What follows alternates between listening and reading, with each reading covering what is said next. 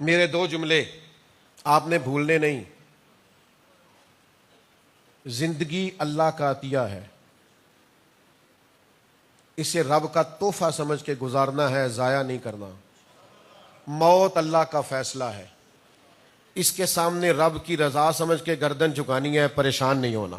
حالات میں گھرو گے، پریشانیاں آئیں گی، مسائل بڑھیں گے، مشکلات آئیں گی، دکھ آئیں گے. دکھ بڑے مزیدار ہوتے ہیں، یہ بندے کو جینا سکھاتے ہیں.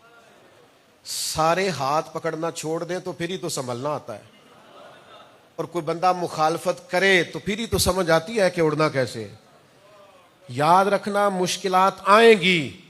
کبھی کبھی بندہ پورا مشکلات میں گھر جاتا ہے، ادھر ادھر نہیں دیکھنا، قرآن مجید کا پہلا پارہ دیکھنا ہے. حضرت موسیٰ اپنی قوم کو لے کے نکلے، پیچھے فرعون کی فوجیں تھیں، آگے دریا کی موجیں تھیں. کدھر جانا ہے؟ رستہ ہی کوئی نہیں. پیچھے فوجیں، آگے دریا کی موجیں.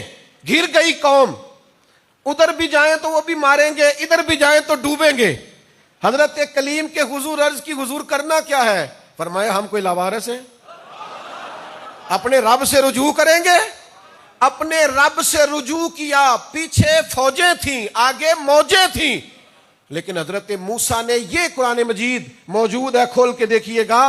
حضرت موسیٰ نے اللہ سے رجوع کیا، یا اللہ پیچھے تو بڑا ظالم آ رہا ہے، دریا میں رستہ بنا دے. انہوں نے ایک رستہ مانگا تھا، اللہ نے 12 رستے عطا فرما دیے. اللہ 12 رستے بنا دیتا ہے. اور وَأَغْرَقْنَا عَلَى فِرْعَوْنَ، اللہ فرعون جیسوں کو غرق کر دیا کرتا ہے. لفظ دیکھو قرآن کے کیسے، وَأَغْرَقْنَا عَلَى فِرْعَوْنَ. رب کہتا میں نے سارے فرعونی غرق کر دیے.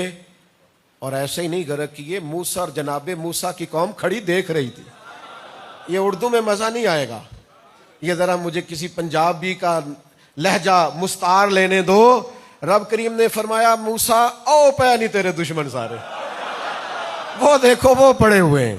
اگر کبھی موجوں اور فوجوں کا مقابلہ ہو جائے تو توجہ رب رسول کی طرف کرنا، پھر دیکھنا کیسے 12 رستے بنتے. وَمَن يَتَّقِ اللَّهَ يَجْعَل لَّهُ مَخْرَجًا، اللہ کہتا ہے تو مجھ سے ڈرے گا، میں مشکل سے نکلنے کا رستہ بناؤں گا.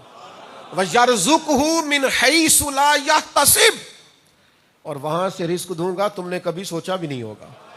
اس لیے میرے بھائی مشکل تو آئے گی، پر اس کا مزہ لینا ہے، گھبرانا. یہ ہے زندگی، اور موت کو اللہ کا فیصلہ سمجھنا ہے. کبھی کبھی نا پڑھتے ہیں نا صحابہ کو، بزرگوں کو، تو موت میں بھی مزہ آنے لگتا ہے. موت کا بھی مزہ ہے. یہ بڑی میٹھی سی بات ہے. یہ دیکھو موت کو کیا سمجھتے ہیں اللہ والے. حضرت بلال کا آخری وقت ہے تو اہلیہ کہتی ہیں ہائے غم کا وقت. تو حضرت بلال کہنے لگے نہیں بھلی مانس، یہ تو خوشی کا وقت ہے. انہوں نے کہا وہ کیسے؟ کہنے لگے قبر میں جاؤں گا تو مدینے والے سے ملوں گا.